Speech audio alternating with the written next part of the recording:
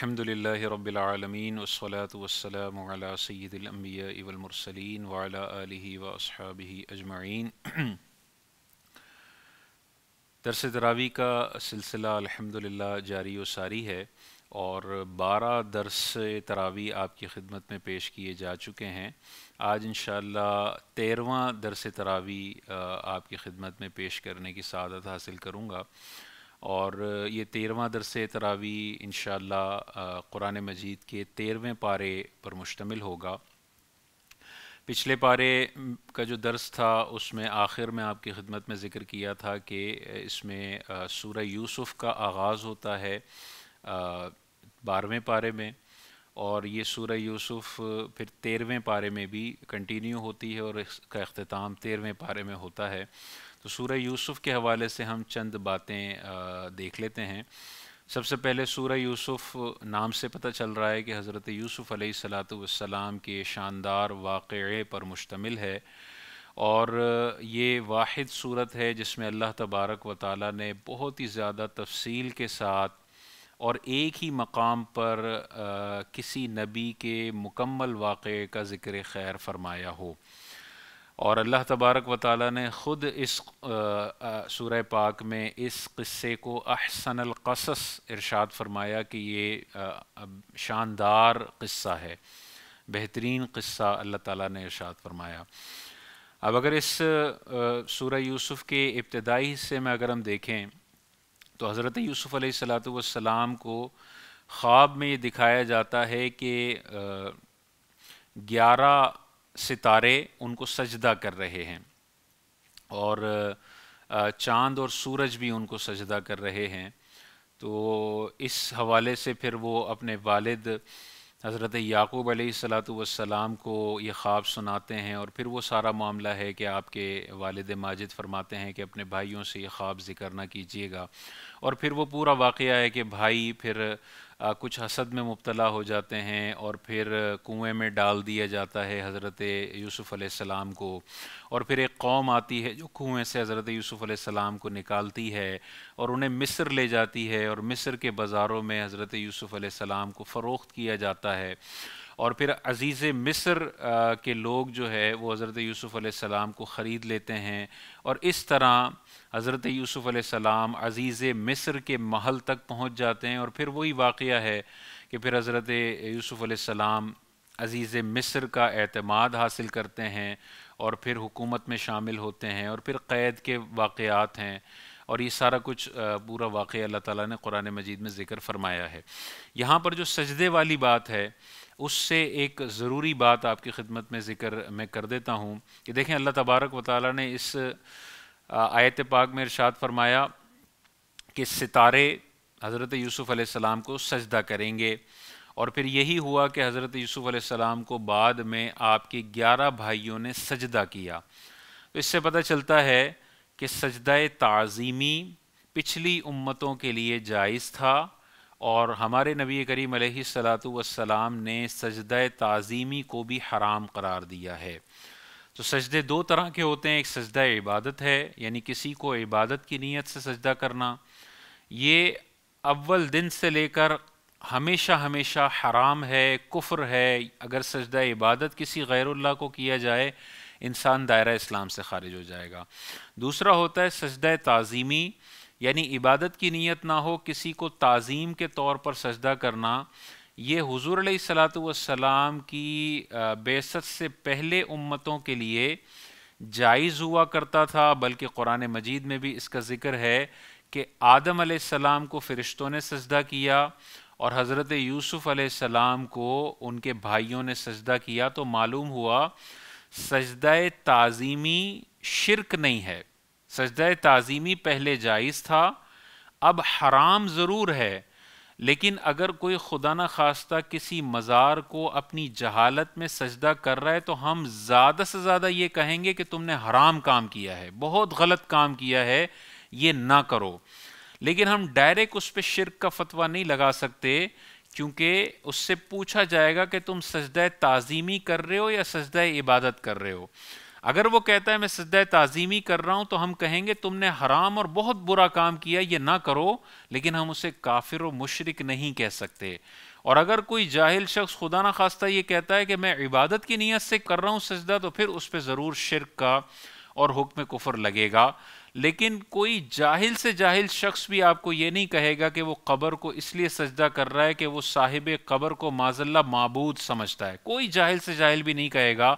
ہر ایک کی تعظیم کی نیت ہوتی ہے، اور ہم اس کو بھی پروموٹ نہیں کر رہے، یہ حرام ہے، گناہ کبیرہ ہے، لیکن جو اس کو شرک کہتا ہے وہ بھی اللہ کی طرف ایک ایسی چیز کو منسوب کر رہا ہے جو اللہ نے نہیں فرمائی، یعنی اللہ کے غیر شرک کو، یعنی اللہ نے جسے شرک نہیں کیا ہے یہ شرک کہہ رہا ہے، یہ اللہ پر بھی افترا باندھنا ہے اور نبی کریم علیہ السلام پر بھی افترا باندھنا ہے۔ بہت سارے بھولے بھالے لوگ بیچارے اگر کسی کو قبر کو سجدہ کرتا ہوا دیکھتے ہیں تو ڈائریکٹ اس پہ قبر پرست کا فتویٰ لگاتے ہیں، قبر کی پوجا کرنے کا فتویٰ لگاتے ہیں، ڈائریکٹ شرک کا فتویٰ لگاتے ہیں۔ یہ بھی ایک مسلمان کو کافر کہنا ہے، اور حضور علیہ السلام نے ارشاد فرمایا اگر تم کسی مسلمان کو کافر کہو تو یہ کفر کہنے والے کی طرف لوٹ جائے گا، تو احتیاط کرنی چاہیے۔ سجدہ تعظیمی حرام ضرور ہے لیکن وہ کفر و شرک نہیں ہے، پچھلی امتوں کے لیے جائز تھا، یہ اس بات کی دلیل ہے کہ یہ شرک نہیں ہے، کیونکہ شرک ہمیشہ شرک ہوتا ہے، کبھی ایک منٹ کے لیے بھی وہ کسی امت کے لیے حلال نہیں ہو سکتا۔ اس سے پتہ چلا کہ سجدہ تعظیمی کفر و شرک نہیں ہے، حرام ضرور ہے۔ مزید اگر ہم آگے چلیں تو اسی سورہ یوسف کے آخر میں چند آیات میں اللہ تبارک و تعالیٰ نے ایک آیت یہ بھی ارشاد فرمائی، اللہ تعالیٰ ارشاد فرماتا ہے ذَلِكَ مِنْ أَنْبَاءِ الْغَيْبِ نُوحِيهِ إِلَيْكَ، اے حبیب یہ کچھ غیب کی خبریں ہیں جو ہم آپ کی طرف وحی فرماتے ہیں۔ دیکھیں اس آیت پاک میں اللہ تبارک و تعالیٰ نے نبی کریم علیہ السلام کے حوالے سے واضح ارشاد فرمایا کہ یہ کچھ غیب کی خبریں ہیں جو اے حبیب ہم آپ کی طرف وحی فرماتے ہیں۔ تو اس آیت پاک میں واضح طور پر بتایا جا رہا ہے کہ انبیاء کرام علیہم السلام کو بھی اللہ تبارک و تعالیٰ نے علوم غیبیہ عطا فرمائے ہیں۔ اگر کوئی مطلقاً نبی کریم علیہ السلام سے علم غیب کا انکار کرتا ہے، نفی کرتا ہے، تو وہ تو قرآن کی اس واضح آیت کا انکار کرنے والا ہے۔ اسی طرح اللہ تعالیٰ نے قرآن مجید میں ایک اور مقام پر ارشاد فرمایا اور اے عام لوگوں اللہ تمہیں غیب پر مطلع نہیں کرتا، البتہ اپنے رسولوں کو منتخب فرما لیتا ہے جنہیں پسند فرماتا ہے۔ یہ بھی واضح طور پر آیت ہے کہ اللہ ہر ایرے غیرے کو غیب پر مطلع نہیں فرماتا، لیکن اللہ تعالیٰ اپنے پسندیدہ رسولوں کو منتخب فرما کر انہیں غیب پر مطلع فرما دیتا ہے۔ اسی طرح اللہ تعالیٰ نے ایک اور مقام پر واضح طور پر قرآن میں ارشاد فرمایا غیب کا جاننے والا اپنے غیب پر کسی کو اطلاع نہیں دیتا الا من ارتضی من رسول، سوائے اپنے پسندیدہ رسولوں کو۔ واضح طور پر قرآن کی آیت ہے کہ غیب کا جاننے والا اللہ ہے، وہ کسی کو بھی اپنے غیب پر مطلع نہیں فرماتا سوائے اپنے پسندیدہ رسولوں کو۔ اگر کوئی نبی کریم علیہ السلام سے مطلقاً علم غیب کی نفی کرتا ہے کہ حضور کو علم غیب تھا ہی نہیں، اللہ کی عطا سے بھی نبی کو غیب نہیں تھا، تو وہ تو قرآن کی اتنی ساری آیات کا انکار کرنے والا ہے۔ اور علماء نے واضح طور پر ارشاد فرمایا حضور علیہ السلام کے حوالے سے مطلقاً اگر کوئی علم غیب کی نفی کرتا ہے تو اس پہ حکم کفر لگے گا، کیونکہ وہ اتنی ساری قرآن کی آیتوں کا انکار کرنے والا ہے۔ عقیدہ علم غیب کے حوالے سے یہ ہے کہ ذاتی علم غیب اللہ تبارک و تعالیٰ کے پاس ہے، اسے کسی نے عطا نہیں فرمایا، اور عطائی علم غیب انبیاء کرام علیہم السلام کے پاس ہے جو اللہ تبارک و تعالیٰ نے اپنے انبیاء کو عطا فرمایا ہے۔ اور تاجدار کائنات کے حوالے سے ہمارا عقیدہ یہ ہے کہ اللہ تبارک و تعالیٰ نے مخلوق کی ابتدا سے لے کر جنتیوں کے جنت میں جانے اور دوزخیوں کے دوزخ میں جانے تک کا سارا علم اللہ نے اپنے حبیب کریم علیہ السلام کو عطا فرمایا ہے۔ اور یہ اپنی طرف سے من گھڑت بنایا ہوا عقیدہ نہیں ہے۔ بخاری مسلم کی واضح حدیثیں ہمیں بتاتی ہیں، حضرت عمر فاروق کی بخاری کی حدیث بتاتی ہے، دیگر صحابہ کی بخاری مسلم کی حدیثیں بتاتی ہیں کہ ایک مرتبہ حضور علیہ الصلاۃ والسلام ہمارے سامنے خطبہ دینے کے لیے کھڑے ہوئے اور تاجدار کائنات نے لمبا خطبہ عطا فرمایا، اور اس خطبے میں حدیث کے الفاظ ہیں مخلوق کی ابتدا سے لے کر جنتیوں کے جنت میں جانے تک کے سارے واقعات تاجدار کائنات نے بیان فرمائے ہیں۔ یہی ما کان وما یکون کا علم ہم مانتے ہیں کہ جو کچھ ہو چکا مخلوق کی ابتدا سے لے کر اور جو کچھ قیامت تک ہونے والا ہے، اس سب کا سارا علم اللہ نے اپنے حبیب کو عطا فرما دیا۔ اور مسلم کے اندر ما کان وما یکون کے باقاعدہ الفاظ موجود ہیں۔ جو کوئی ما کان وما یکون کے علم پر اعتراض کرتا ہے کہ یہ ان لوگوں کا من گھڑت عقیدہ ہے، یہ من گھڑت عقیدہ نہیں ہے، مسلم کے اندر یہ الفاظ موجود ہیں۔ صحابی ارشاد فرماتے ہیں اخبرنا بما کانا و بما ہوا کائن، نبی کریم علیہ الصلاۃ والسلام نے ما کانا کا علم بھی ہمیں بتایا، و بما ہوا کائن، اور جو مستقبل میں قیامت تک ہونے والا ہے ان سب کا علم تاجدار کائنات نے ہمیں بتایا۔ یہ واضح حدیثیں ہیں جو بتاتی ہیں مخلوق کی ابتدا سے لے کر جنتیوں کے جنت میں جانے تک کا سارا علم اللہ نے اپنے حبیب کو عطا فرمایا۔ اس کے بعد کہ اسی علم کے ہم قائل ہیں جو قرآن و حدیث میں لکھا ہوا ہے، اور جو نہیں لکھا ہوا اس کے حوالے سے ہم خاموشی اختیار کرتے ہیں۔ ہو سکتا ہے اللہ تعالیٰ نے اپنے خزانوں میں سے عطا فرمایا ہو تو ہم انکار بھی نہیں کرتے، اور ہو سکتا ہے نہ عطا فرمایا ہو تو ہم اثبات بھی نہیں کرتے۔ اس کے بعد کے علوم میں ہم خاموش ہیں، لیکن جو بخاری اور مسلم میں واضح طور پر لکھا ہوا ہے، مسلمانوں کو اس علم کو ماننے میں کنجوسی نہیں کرنی چاہیے۔ جو اس میں بھی کنجوسی کر رہا ہے وہ بخاری اور مسلم کی واضح حدیثوں کا منکر ہے، اور وہ حضور کی شان اقدس کو گھٹانے کی کوشش کر رہا ہے۔ جو شخص بھی حضور علیہ السلام کے علم کو کم کرنے کی کوشش کرے گا، دنیا میں بھی ایسا شخص ذلیل ہوگا اور آخرت میں بھی ذلت اور رسوائی اس کا مقدر بنے گی۔ ایسے لوگ ہم پر اعتراض کرتے ہیں کہ جب تم ما کانا وما یکون کا علم نبی کے لیے مانتے ہو نا، تو تم نے نبی کا علم اور اللہ کا علم برابر مان لیا۔ یہ ہم پر اعتراض ہوتا ہے، ہم پر یہ الزام لگایا جاتا ہے، حالانکہ یہ انتہائی جھوٹا الزام ہے۔ ہم نے کبھی بھی یہ عقیدہ نہیں رکھا کہ اللہ اور نبی کا علم برابر ہے۔ ہمارا یہ عقیدہ ضرور ہے کہ مخلوق کی ابتدا سے لے کر جنتیوں کے جنت میں جانے تک کا سارا علم نبی کے پاس ہے، لیکن یہ عقیدہ نہیں ہے کہ اللہ کا علم اور نبی کا علم برابر ہے۔ اللہ کا علم لامحدود ہے، اور نبی کا علم بظاہر ہمیں لامحدود لگتا ہے، لیکن اللہ کے اعتبار سے اللہ کے نبی کے علم کی ایک حد ضرور ہے۔ لامحدود کو محدود سے کوئی نسبت نہیں ہو سکتی ہے۔ مخلوقات میں تاجدار کائنات کو اللہ تعالیٰ نے کثیر علوم اور سب سے زیادہ علوم عطا فرمائے، لیکن اعلیٰ حضرت امام اہل سنت نے فتاوی رضویہ میں واضح طور پر لکھا کہ خالق اور نبی کریم علیہ الصلاۃ والسلام کے علم کا جب تقابل آئے تو ہم یہ بھی نہیں کہہ سکتے ہیں کہ اللہ کے نبی کا علم قطرہ ہے اور اللہ کا علم ساتوں سمندر ہے، کیونکہ ساتوں سمندروں کی بھی ایک حد ہے، اللہ کے علم کی کوئی حد نہیں ہے۔ تو یہ ہمارے امام نے تو یہاں تک احتیاط کی کہ اللہ کے مقابلے میں آپ نبی کے علم کو یہ بھی نہیں کہہ سکتے کہ قطرہ اور اللہ کا علم سمندر، کیونکہ سمندر کی بھی ایک حد ہے، اللہ کے علم کی کوئی حد نہیں ہے۔ فائنائٹ کو انفائنائٹ سے کوئی نسبت نہیں ہے، لیکن جب مخلوق کے علم کی باری آئی تو اعلیٰ حضرت نے واضح طور پر ارشاد فرمایا کہ مخلوقات میں سب سے زیادہ علم جو اللہ تبارک و تعالیٰ نے عطا فرمایا ہے وہ تاجدار کائنات کو عطا فرمایا ہے۔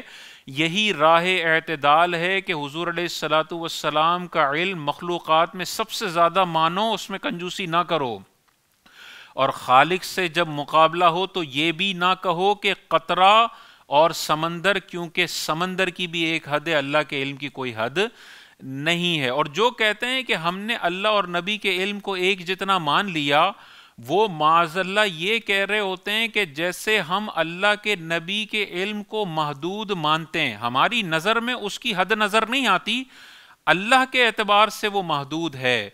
جو یہ کہتا ہے اللہ اور نبی کا علم برابر ہے، وہ لا محالہ یہ کہہ رہا ہوتا ہے کہ جیسے نبی کا علم محدود یہ لوگ مانتے ہیں، اللہ کے علم کو بھی یہ محدود مانتے ہیں۔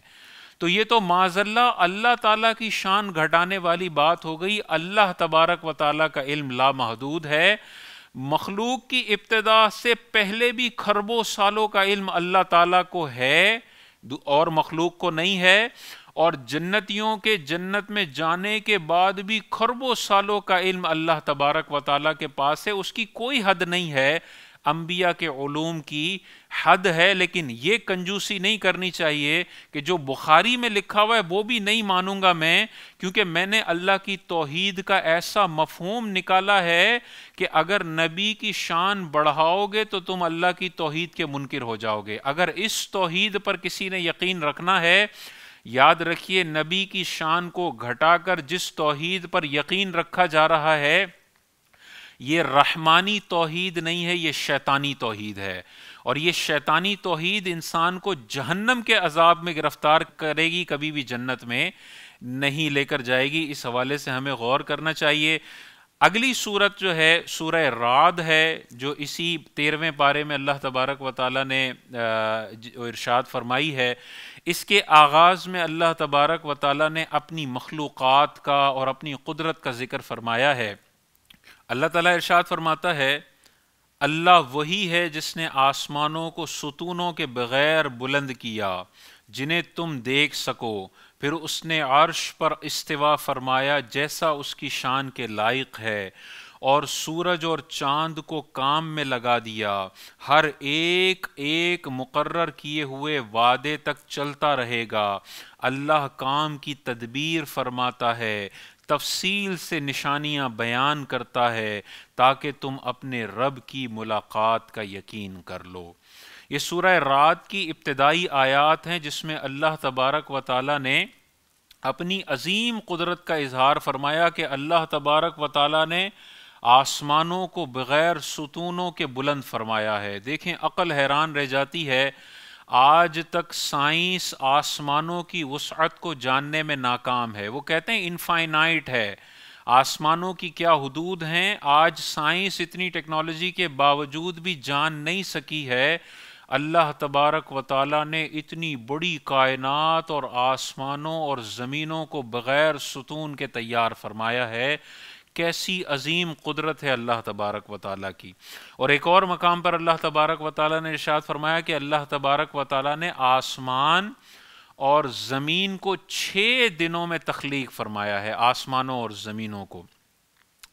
اب یہاں پر علماء کرام بڑا ایک عظیم نقطہ ارشاد فرماتے ہیں کہ اللہ تبارک و تعالیٰ اس بات پر قادر ہے کہ سیکنڈ کے کروڑویں حصے میں آسمان اور زمینوں کو پیدا فرما سکتا ہے، لیکن اللہ تبارک و تعالیٰ نے اس کے باوجود بھی 6 دنوں کے اندر ہی آسمان اور زمین کو کیوں پیدا فرمایا؟ مفسرین ارشاد فرماتے ہیں اس سے ہمیں یہ نقطہ ملتا ہے کہ اللہ تبارک و تعالیٰ جلد بازی کو ناپسند فرماتا ہے۔ جو بہت ہی زیادہ تیزی اور جلدی میں کام کیا جائے اسے اللہ تبارک و تعالیٰ ناپسند فرماتا ہے، اور ٹھہر کر سوچ و فکر کر کے مشورہ کر کے جو کام کیا جائے اللہ تعالیٰ اسے پسند فرماتا ہے۔ اور حضور علیہ الصلوۃ والسلام کی بھی 2 احادیث پاک ہیں جلد بازی کے حوالے سے۔ حضور علیہ الصلوۃ والسلام نے ارشاد فرمایا کام میں جلدی نہ کرنا اللہ تبارک و تعالیٰ کی طرف سے ہے، اور کام میں جلد بازی کرنا یہ شیطان کی طرف سے ہے۔ تو آپ غور و فکر کر لیں، جو فیصلے جلد بازی میں کیے جاتے ہیں اکثر ان فیصلوں کا نقصان آپ کو نظر آئے گا۔ انویسٹمنٹ کا فیصلہ ہو جلد بازی میں کر لیا جائے، بعد میں آپ کو اکثر نقصان نظر آئے گا۔ گھر خریدنے کا فیصلہ ہو، کہیں جانے کا فیصلہ ہو، بہت جلدی میں بغیر مشوروں کے کیا جائے اکثر ہمیں اس میں نقصان نظر آتا ہے، اور جو غور و فکر مشورہ کر کے فیصلہ کیا جائے اس کی ہمیں برکتیں محسوس ہوتی ہیں۔ یہ حضور علیہ السلام نے ارشاد فرمایا جلد بازی میں کیے گئے فیصلے شیطان کی طرف سے ہیں، اور تحمل غور و فکر کے ساتھ صبر کے ساتھ جو فیصلے کیے گئے ہیں اس میں اللہ تبارک و تعالیٰ نے برکتیں رکھی ہیں۔ اسی طرح حدیث پاک میں حضور علیہ الصلوۃ والسلام نے ارشاد فرمایا، حضرت عبداللہ بن عباس ارشاد فرماتے ہیں کہ رسول کریم علیہ الصلوۃ والسلام نے ایک صحابی عبد القیس سے ارشاد فرمایا کہ تم میں دو خصلتیں ایسی ہیں جو اللہ تبارک و تعالیٰ کو محبوب ہیں، ایک بردباری اور ایک دوسری خصلت ہے جلد بازی نہ کرنا۔ تو جلد بازی سے ہم سب کو بچنا چاہیے۔ جیسے اللہ تبارک و تعالیٰ نے 6 دنوں میں زمین و آسمان کی تخلیق فرمائی، ہمیں بھی غور کرنا چاہیے۔ اگر کوئی کام جلدی کر سکتے ہیں غور و فکر کریں۔ طلاق دینے کا ارادہ ہے، غور و فکر کریں، ٹھنڈے دماغ سے مشورہ کرنے کے بعد حتی الامکان کوشش کریں نہ دیں، لیکن اگر اس کے علاوہ کوئی چارہ نہیں ہے تو غور و فکر کر کے طلاق دیں تاکہ آپ بعد کے پچھتاوے سے اپنے آپ کو بچا سکیں۔ اس میں دیکھیں اللہ تبارک و تعالیٰ کی قدرت کا ذکر ہے، سورج کا ذکر اللہ تعالیٰ نے فرمایا، چاند کا ذکر فرمایا، ایک مقررہ وقت تک یہ چلتے رہیں گے، ایک مقررہ مدت تک یہ چلتے رہیں گے۔ اس میں عظیم اللہ تبارک و تعالیٰ کی قدرت کی نشانیاں ہیں۔ صرف سورج ہی کو آپ دیکھ لیں، کیسی شاندار اللہ تبارک و تعالیٰ کی تخلیق ہے۔ زمین سے 13 لاکھ گنا بڑا اللہ تبارک و تعالیٰ نے سورج پیدا فرمایا ہے۔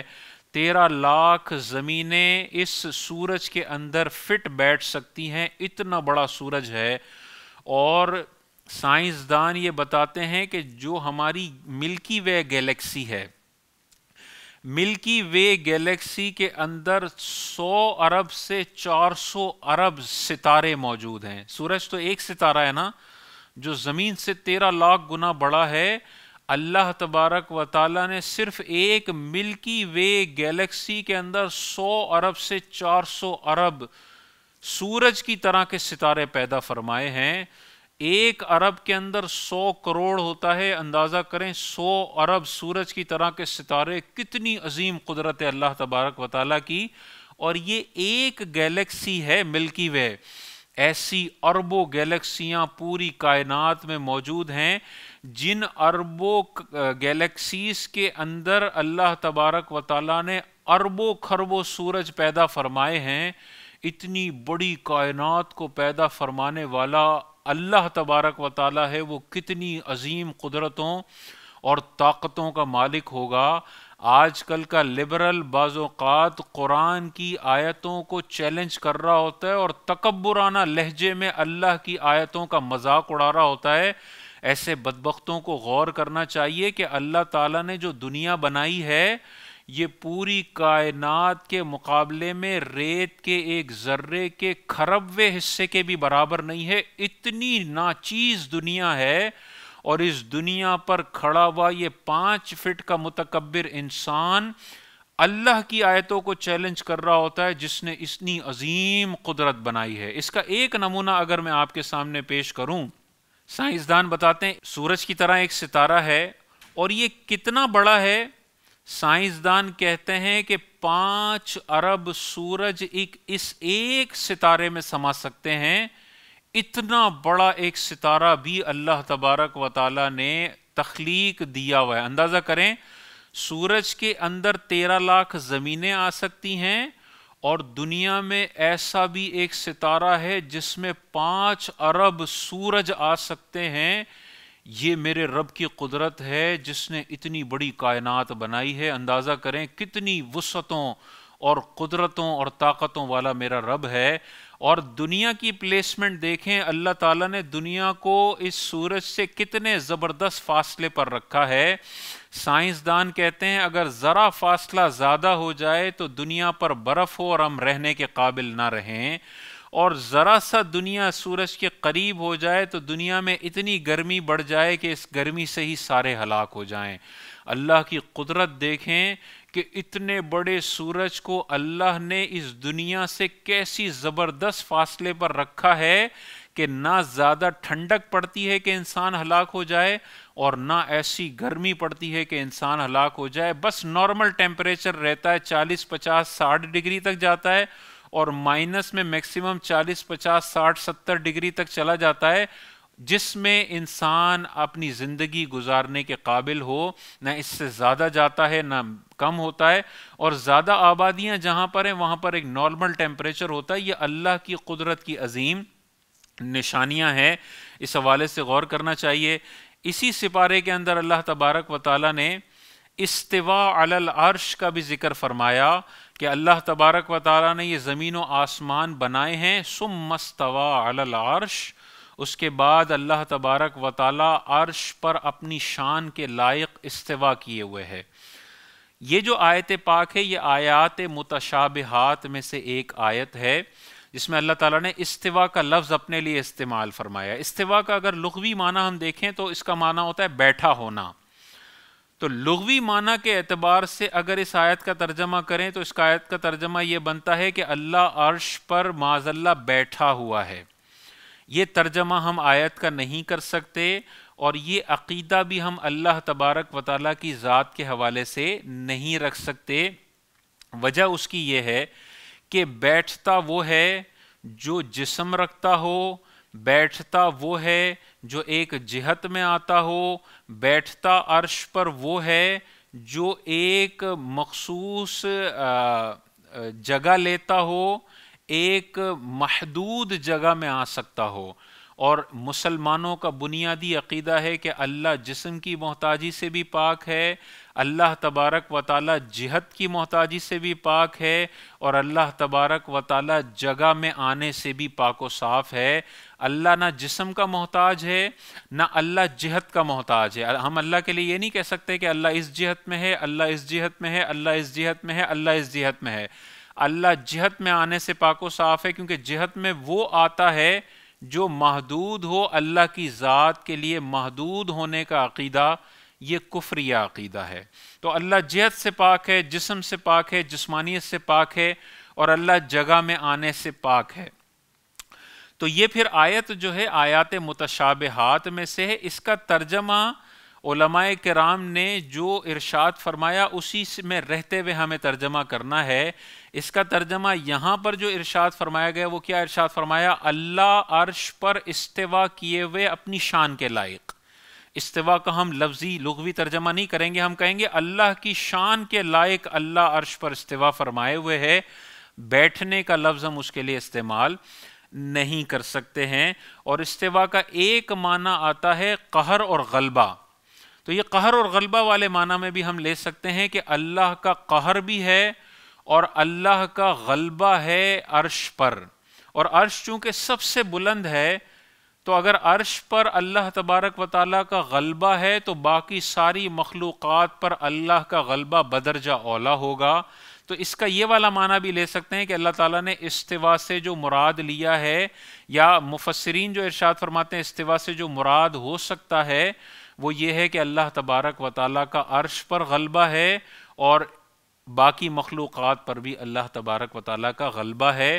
تو جہاں پر اللہ تعالیٰ کے لیے پنڈلی کا لفظ آیا ہے، اللہ تعالیٰ کے لیے چہرے کا لفظ آیا ہے، اللہ تبارک و تعالیٰ کے لیے ہاتھ کا لفظ آیا ہے، وہاں پر یہ مراد نہیں ہے کہ جیسے انسانوں کا چہرہ ہوتا ہے ویسے اللہ کا بھی ہے، جیسے انسانوں کا ہاتھ پنڈلی ہوتی ہے ویسے اللہ کی پنڈلی ہے، نہیں، یہ کفریہ عقیدہ ہے۔ ہم کہیں گے جیسا اس کی شان کے لائق وجہن کا لفظ اس پر صادق آتا ہے وہ ہے، جیسا یدن کا ہاتھ اس کی شان کے لائق صادق آتا ہے وہ ہے۔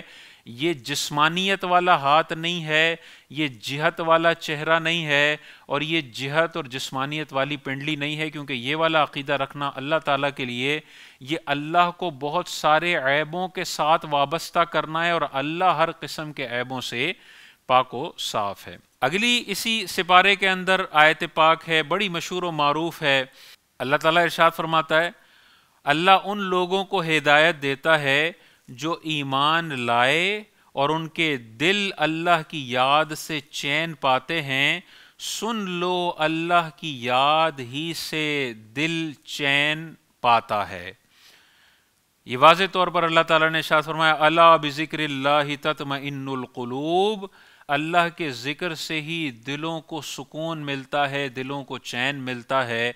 یہ واضح طور پر اللہ کے ذکر کی شان اور عظمت ظاہر کرنے والی آیت پاک ہے۔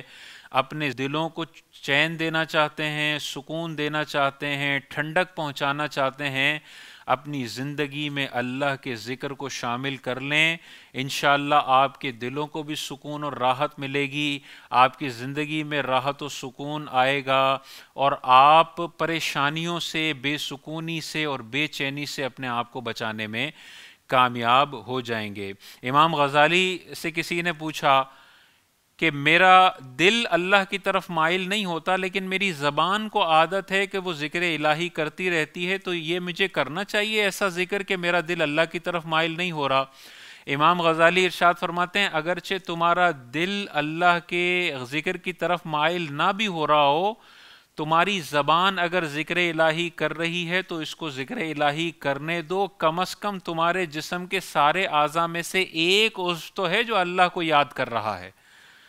تو دیکھیں کیسا شاندار اصول بتا دیا کہ بعض اوقات شیطان یہ وسوسہ ڈالتا ہے کہ یار تیرا دھیان تو اللہ کے ذکر کی طرف ہے نہیں، صرف تسبیح میں تو اللہ اکبر اللہ اکبر اللہ اکبر پڑھ رہا ہے، ایسی بے دھیانی والا ذکر نہ کر، یہ تو بے ادبی ہے۔ تو شیطان یہ وسوسے ڈال کر آپ کا اللہ اکبر بولنے کو بھی بند کروا دیتا ہے، اور بہت سارے لوگ بیچارے ان وسوسوں میں آ کر اللہ کے ذکر کو چھوڑ دیتے ہیں۔ امام غزالی فرماتے ہیں نہیں، اگر آپ کا دل مائل نہیں بھی ہو رہا، دل میں رغبت نہیں بھی آ رہی، زبان سے اگر آپ اللہ اکبر کہہ رہے ہیں، لا الہ الا اللہ محمد الرسول اللہ کہہ رہے ہیں، اپنے ذکر کو جاری رکھیں، ایک وقت آئے گا کہ دل بھی آہستہ آہستہ مائل ہونا شروع ہو جائے گا۔ ابھی زبان ہے، دل مائل نہیں ہے، کچھ عرصے میں دل بھی مائل ہونے لگ جائے گا۔ یہ بے وقوفی والی بات ہوگی کہ دل تو مائل ہے نہیں اور زبان کو بھی ذکر الہی سے روک لیا جائے، پہلے ایک تھا دوسرا نہیں تھا اور اب دونوں کو ہی ذکر الہی سے محروم کر لیا جائے، یہ بے وقوفی والی بات ہوگی۔ سب سے افضل ذکر کیا ہے؟ حدیث پاک میں آتا ہے، ابن ماجہ شریف کی حدیث پاک ہے، حضور علیہ الصلوۃ والسلام نے ارشاد فرمایا سب سے افضل ذکر لا الہ الا اللہ ہے، اور سب سے بہترین دعا الحمدللہ ہے۔ تو سب سے بہترین ذکر لا الہ الا اللہ ہے، یہاں پہ مراد پورا کلمہ شریف ہے، لا الہ الا اللہ محمد الرسول اللہ۔ تو جو ذکر الہی کرنا چاہتا ہے، اس آیت پاک پر عمل کرنا چاہتا ہے، دن میں اپنی زبان پر یہ جاری رکھے، لا الہ الا اللہ محمد الرسول اللہ، یہ سب سے پسندیدہ ذکر ہے۔ اسی طرح تاجدار کائنات نے ارشاد فرمایا 4 کلمات ہیں جو اللہ کو سب سے زیادہ پسند ہیں۔ حضور علیہ الصلوۃ والسلام نے ارشاد فرمایا ان میں سے پہلا کلمہ سبحان اللہ ہے، دوسرا کلمہ الحمدللہ ہے، تیسرا کلمہ لا الہ الا اللہ ہے، اور چوتھا کلمہ اللہ اکبر ہے۔ یہ 4 اللہ کے ذکر کے کلمات وہ ہیں جنہیں اللہ سب سے زیادہ پسند فرماتا ہے۔ ان چاروں کو ملا کر آپ پڑھیں گے تو بڑی برکتیں حاصل ہوں گی اور اس حدیث پر بھی عمل ہو جائے گا۔ وہ کلمات کیا ہیں؟ سبحان اللہ والحمد للہ ولا الہ الا اللہ واللہ اکبر۔ اس پاک کلمے کے اندر یہ چاروں کلمات شامل ہو گئے، سبحان اللہ بھی آ گیا، الحمدللہ بھی آ گیا، لا الہ الا اللہ بھی آ گیا، اور اللہ اکبر بھی آ گیا۔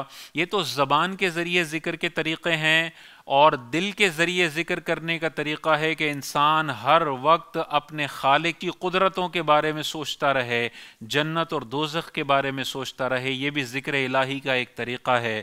اسی طرح تیسرا ذکر الہی کا طریقہ یہ ہے کہ انسان اپنی زبان کے ساتھ ساتھ اپنے دیگر اعضاء کے ذریعے بھی ذکر کرتا رہے، سجدہ کر کے بھی ذکر الہی کرتا رہے، رکوع کر کے بھی ذکر الہی کرتا رہے، قیام اللیل کر کے بھی ذکر الہی کرتا رہے، بھوکا رہ کر بھی ذکر الہی کرتا رہے، نظر کو بدنگاہی سے بچا کر بھی ذکر الہی کرتا رہے، اور اپنے سارے اعضاء کو اللہ کی فرما برداری میں لگا کر اپنے ہر عضو سے یہ ثبوت دے کہ یا اللہ میں ہر وقت تیرا ذکر کرنے کے لیے تیار ہوں، اور اپنے ہر عضو کو تیرے ذکر کے ذریعے سے سکون پہنچانے کے لیے ہمیشہ کوششیں کرتا رہوں گا۔ یہ لائف اسٹائل اپنا رکھ لیں، انشاءاللہ دنیا میں بھی چین اور سکون سے زندگی گزر بسر ہوگی، اور میدان محشر میں بھی اللہ تبارک و تعالیٰ آپ کو عرش کا سایہ بھی فراہم کرے گا اور جنت الفردوس میں اعلیٰ مقام بھی عطا فرمائے گا۔ اللہ تعالیٰ سے دعا ہے کہ جو کچھ سنا اس پر عمل کرنے کی توفیق عطا فرمائے۔ انشاءاللہ مستقبل میں مزید دروس کے ساتھ آپ کی خدمت میں حاضر ہوں گے۔ وآخر دعوانا ان الحمد للہ رب العالمین۔